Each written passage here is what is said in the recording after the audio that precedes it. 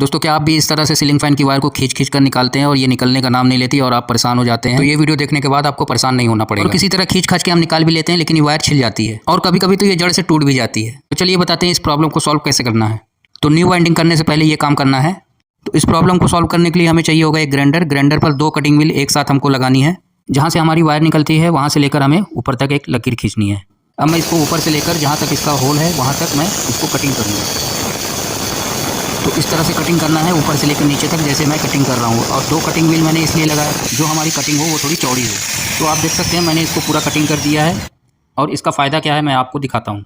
तो अब आप देख सकते हैं जहाँ हमको 2 मिनट लगता था इस वायर को निकालने में, अब हम 1 सेकंड के अंदर अंदर इस वायर को निकाल सकते हैं। ऐसे ही नए नए हम टिप्स एंड ट्रिक लेकर आते रहते हैं, तो हमारे चैनल को जरूर सब्सक्राइब करें